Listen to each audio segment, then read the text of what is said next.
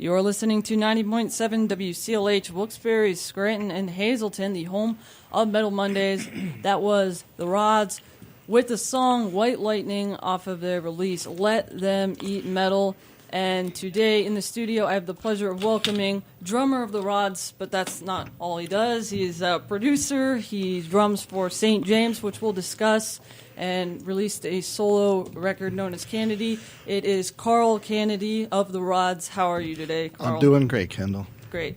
Nice to be here. And I guess the first thing I wanted to talk about is your trip into finding the studio, because I've had about one artist here before in the studio, and they had a very difficult time. So I was wondering, was it easy for you to find this, and are you familiar with the Wilkes-Barre area? Totally easy to find. Okay.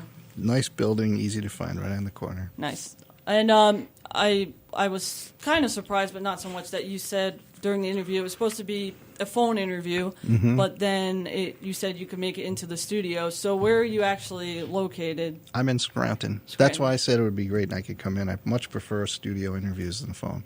Okay. Now, I guess I'm going to start with the Rods, because actually, I've been playing the Rods, but I wasn't really familiar with it. Like, being a metal DJ, but my age, it takes me a while to hear all the bands that I've missed, and I pretty much missed them all, being born when I was. But I played them, but this is definitely a good interview for me because, I'm not too familiar, but I've been trying to familiarize myself with, everything It's a lot you to do. catch up on. Yeah, a there lot is. of history there. So I guess the first thing dealing with the Rods is where was that band established? We're from upstate New York, from Ithaca, Cortland area, and so that's how we started. I'd known David from playing with Elf, with Ronnie Dio, and I played in another band. We all played that throughway circuit, so we'd known each other for years. And so one day we just said, "What are you doing?" And I said, "I'm not doing anything right now. So let's get together and work on some material." Yeah. So at what point, were you originally from New York then? Did you grow up there? Mm-hmm. Okay. Is there a reason you maybe moved over here to Scranton? Yes, there was. I got married, and my wife was from here. Okay, nice. So, is from here. Nice. And do you like the area? I know you just played Scranton a couple weeks ago, maybe? Yeah, a couple weeks ago, Electric City Music Conference. It was fun. When I first came here, Ithaca is so different. It's like a small New York City, a big melting pot. So coming here to, where I'm actually living is Carbondale, so it's a very small town. So when I first came here, it was a little bit of a culture shock for me. But I made a lot of friends, and now I love the area. Nice. And so I actually missed the show, even though I did promote it and was playing your music. But I did miss it. Do you guys normally play a lot of shows around here then? We don't. We don't. We don't play. Mostly in Europe. We don't do a lot of local. Okay. So definitely next time I'll have to catch it live. So you're also a producer. Can you touch upon some of the records that you produce? I know I was looking at them, and a lot of them stood out as great records. Produced the first 3 Anthrax, which was Fistful of Metal, Armed and Dangerous, and Spreading the Disease, Overkill, Feel the Fire, Blue Cheer. There have been a lot of bands I've worked with over the years. Yeah, and those are all great ones. That's what I usually play on the classic metal on my 2 hours. I'm focusing on those bands. Since you're involved in all of these projects, a lot of artists these days are involved in many things. Is that something you definitely like to do creatively, is be involved in a lot? I really do. I mean, after this, I'll be going to the studio to produce a gospel group, Spark. I produced a local band, an EP for Black Tie Stereo. I don't know if you've heard of them, a great band. No.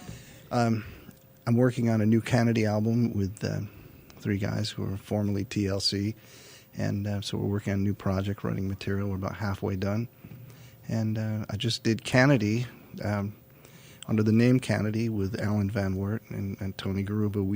We did a tribute to the gods. They asked me to do a tribute to contribute a track to the CD. So we did Keep On Running, and turned out great. I can't wait for it to be heard. So I try to keep busy. Okay. And I guess the next thing I'm going to get to is St. James, and I would like to play a song. But before that, I was kind of researching it, and it was hard for me slightly to find information on St. James. Probably all the information I got was by going to the band's Facebook page and seeing some articles about it. And I read the one how you discovered them back in the 80s, and you produced them. So now you're drumming for them. How did that happen? You know, what happened was I had a production company. I actually had a recording studio when I first moved here in outside of Carbondale. And I signed them to my production company. And every time, it was like Spinal Tap. Every time they came to record, we would do pre-production the first time. The drummer got incredibly ill and had to leave. So now we're done. We have actually had about 4 hours, and then I got really sick. So we had about 4 hours of studio time left, and I'd worked on the arrangement, so I wound up playing drums on the whole CD in 4 hours. And the next time we came to record again, it was a similar incident. The drummer, something happened, and I just became the default drummer for the band over the years. Nice. So I wound up playing on all the recordings, and I just could never go play live because I was in the studio, and they were a great live band, and I was really jealous that I couldn't go out and play those songs. So, right. Yeah, well, it's good to hear that at least the drummers didn't spontaneously combust, so that didn't happen. But I was seeing some of the pictures in Circus Magazine, those magazines back in the day that unfortunately aren't around, or maybe in primarily Japan or maybe something like that. But I saw a promo shot of the band St. James, and it said it mentioned the attitude, and it made me wonder: is this new record, 2016 Resurgence? Are there any reissues of old songs, or is this a brand new album? No, this is all material.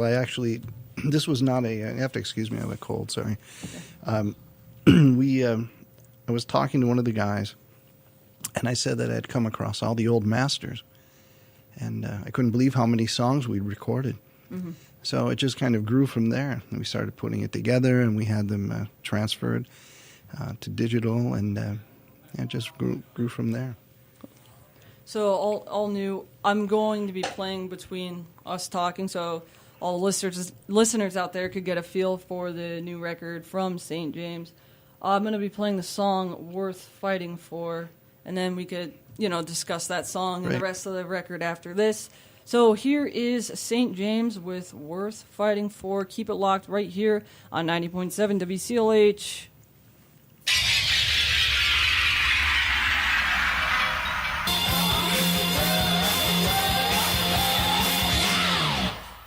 You are tuned in to 90.7 WCLH, Wilkes College Radio, and that was St. James from their 2016 release, Resurgence, with the song "Worth Fighting For."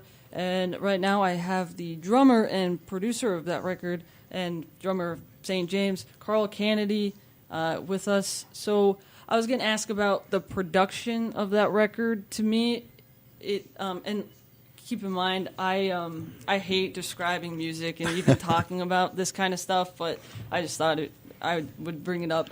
And to me, it's the songs are like straightforward, like songs. It's not overly produced whatsoever. Is that what you were going for? It was. We didn't want to make it too crazy because you wanted to be able to play it live and get the music out there. So we didn't want to get too nutty with production. So just kind of keep it rocking and straight ahead.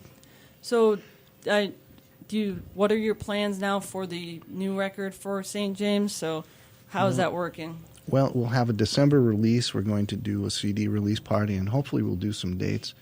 I'm excited because it's going to be on vinyl. There's going to be a vinyl version as well, and that's exciting. I know the guys are really excited about it. Yeah. And they're much younger than I am, so for them, vinyl was something they never thought they'd have because everything was CDs when they started recording. So they're very excited to now have it on vinyl. I was going to ask about the St. James band. Is it after the singer or guitarist who is also named James? I suppose that could be, but it's actually after the guitarist. Oh, the guitarist, okay. And he's the principal songwriter. Yeah. Because at first when I saw the band on the label that Online Metal Promo sent to me, I was thinking, like, it was St. James, Jamie St. James, right, with Black and Blue. But and then I was interested to see it was a new one, and it was cool to listen to new music from that. But wasn't St. James maybe established before he even went? That's a good question. I don't. I remember at the time thinking, wow, maybe we should have changed the name, but we were already out. Already shopping at St. James, so I don't know who came first, St. James, or St. James. Yeah. Okay. And that should be interesting that you guys will release the vinyl. We have these players right here, but we're not allowed to use them now for some reason. But I do have a lot of vinyl, and I think that's a lot better audio quality. Can't use those turntables now? There's a sign on it right now that says "Don't touch," and I've been meaning to ask our station manager about getting to play them because I do have a slight record collection. I wish I had more, but she's actually on maternity leave right now, so we're kind of. I say we get some vinyl and start doing some scratching here. See what kind of beats we can get going. Yeah, I would be interested in that. Okay, so now let's talk about your solo release, which was Canedy. You produced it. You pretty much wrote everything, and how does that come about, and how have you written everything? Like, have you played all instruments, vocals? On that CD, yes, I've been a principal songwriter with the Rods. David and I have written the material from day one, so I share songwriting duties. And usually what I do is I'll play and sing everything. Even with my crummy voice, I'll just do a crappy demo, but I'll play drums, bass, guitar, keyboards if necessary, and I'll present the demo to the band. There's a version of No One Walks Away, which was my demo version. It's on CD on Canedy Headbanger as a bonus track, and that's just me. So just so I put it on there so people kind of see how I present the songs as I write them. And the CD was really meant not really to showcase my drumming, but it was my songwriting. I figured anybody who knew the band or what I've been involved with knows I can play drums, but I wanted it to kind of showcase my songs. And you had definitely a lot of great musicians on that record. When you do the demo version and you sing and you have the melodies that you want, does a singer come in mind for how you want it sung, and where do you go from there? Yes, sometimes I have an idea of how I would like it sung. Sometimes more gravelly than others. Sometimes a higher voice. But in this case, some of these songs had been written. I wanted to redo them, and some were new songs. And I was really fortunate that my friends stepped up, and and I have a lot of offers for this new CD as well, which was very, very kind of people to offer their talent. Now, the two musicians that stood out for me were Chris Caffery and Jeff Plate. First, with the Jeff Plate thing. Actually, both of them. I was at Whitesnake, the show the other day at Mohegan Sun, and I actually got to sit by both Chris and Jeff during the show because I had ties through this station. I had a photo pass and everything, so I was in their row. So I felt like a very important person, and those are just great guys.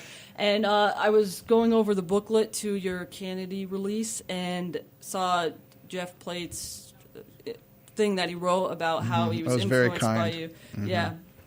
So and then I also saw that it was dedicated to a drum tech of yours. So especially since I'm very new to your music, who are some of your influences, and also how is the drum tech related in the release of this record? Well, actually the album, and I haven't looked at it, but the Jim Nunes and Billy Hilfiger, and that's the oh no, my drum tech was my cousin Joe. That's right. I was thinking My Life My Way is dedicated to those two. My cousin Joe was my drum tech forever, and he died a couple of years ago, and it was pretty sad for me. But he'd always been my drum tech. From day one, he had been the guy helping get my gear set up and always there for me. So. And I've noticed that on the record, at the end of a track, you'll have like a little drum, almost like a drum solo. Right. Is that something like, I've never really heard that before, like in songs, like how you'll just do whatever on the drums after, or what inspired that, or how does that come about from a certain song? Kendall, you did your homework. I'm impressed. Yeah. That was something that it's an album by a drummer, even though I wanted to showcase my songs. So I thought, when you warm up to record, and I record at home, so I have my studio at home, so it's you're playing and you want to warm up before you start recording, and so sometimes I would record those pieces, and I thought, maybe I should put these little warm-up pieces in between the tracks. People kind of hear that, even though it's not a long drum solo, and they weren't all solo type things. Some of them were just little grooves. In fact, one of them turned into a little musical piece. It's an instrumental piece that I put on just from practicing like that and warming up. Yeah, and that's definitely interesting to hear, especially from the record coming from a drummer, and to see all the how a drummer could songwrite, because usually people aren't, don't give them enough credit. So, yeah, I think it's, people don't realize that you can be a multi-instrumentalist. And I was going to end the interview with The Code. It had Ronnie James Dio on vocals, and I thought, this was awesome because it's almost like me missing out on a Ronnie James Dio song, because I feel like he has a voice where if he just sings any song, whether he be with Rainbow, Black Sabbath, Dio, that it's almost becomes one of just his songs, and it's definitely something that I will listen to again and again as him being a part of it. So it's a bonus track. When was it originally recorded? It was actually recorded really right after Heaven and Hell performed at Radio City. The guitarist David, who's Ronnie's cousin, we had gone to that show, and then a few days later Ronnie and Wendy came to Cortland where the song was recorded. And it was on the Rod's album, Vengeance, which was 2011, I think it is, 2011. And but I wanted to remake it a little bit slightly differently with keeping the basic tracks, the drum track, the vocal, but wanted to redo some of it. And, but I wanted it as a piece because it was really a highlight of my career working with Ronnie. And having produced so many artists, I was just amazed at Ronnie's vocal. Now, I've seen Ronnie from early on. I knew he was phenomenal, but David would tell me about him in the studio. He's a one-take guy. If he does it again, he'll just do it a little bit differently, but it's never, that performance wasn't good. And I thought, I've worked with some great singers, and I just thought, I know how it works in the studio. Been there a lot of times. And, I thought, well, he's just kind of, it's his family member. Ronnie's phenomenal. And maybe he's just kind of, fluffing that up a little bit. Maybe it's, fond memories and it's a little better than it was. But in fact, he came in and I was just blown away that he truly did. When he would sing, if he wanted to change anything, it would be to do it in an entirely different way. He was prepared, he was professional, and he was the sweetest guy, just a great guy. And it was a huge honor for me, and not that I hadn't known Ronnie, but for him to sing a song that I had written, it's a career highlight. Yeah. And there was a big article published in Sweden Rock after his death, and I was also interviewed for that. And after the interview, he said to me when we were done, he said, I was really hoping you'd have something bad to say about Ronnie. And I said, why? He said, because when we do these pieces, it's a big piece, and you want a balance. And he said, nobody has anything bad to say about Ronnie. Everybody loved Ronnie. So that was a big testament to the man. And with the exception of Vivian Campbell, I guess Vivian had some bad things to say. There was bad blood there. But with the exception of Vivian, nobody has anything bad to say. He was just such a good guy. And he loved the fans. He would stand and sign autographs and talk with the fans even when he was sick. After a show, he would stay there. He loved the fans. Yeah. And I never got a chance to actually see him live. I hadn't actually been able to go to concerts until when I was older, in the older teens. So of course I was upset. But from what I've seen of all the interviews and all the fan footage, he just seemed like a great guy. So I'll end this segment with the code from Canedy. But before we go, I would like an ID recorded from you, and we could just do that right now if you want. Just say your name, and it's 90.7 WCLH. It should be the first thing. This is Carl Canedy. You're listening to 90.7 WCLH. Thank you. And before we go and I play that tune, is there anything else you would like to touch on, or maybe give the listeners a little bit of information on where they could find your music or your social media? Well, you can always find us on Facebook. You can always go to therods.com, and that's easy. And everybody's there. David's solo album's there. My solo album is there, and all the Rods info. And there is some big Rods news coming. We are working on a new album, but there's some big news coming, which we're very excited about. And, what I always say is, we've been around a long time, and it's really great to meet the fans. So when we do perform, we really appreciate the fans coming up. So, never be shy. Just come up and try to find us. And, we love meeting everybody. So always encourage that. It's always great to hear that a band is like that. And okay, and so go out and check out all that stuff. Check out the music. Of course, everyone will be hearing it on this station. And everyone should be checking out Kendall every week. Yeah. and hopefully, I guess people do. So do that. I'm going to be playing The Code, features Ronnie James Dio on vocals on Carl Canedy's solo release, Canedy, and the album Headbanger. At this time, I'd like to thank you once again for being a part of the show, because it's always awesome to have some interviews, especially right here in the studio. Yeah. Thank you, Kendall. I appreciate it. It was fun to come in and do the interview. Okay, thank you. And everyone, here is The Code on 90.7 WCLH Wilkes-Barre. Keep it locked.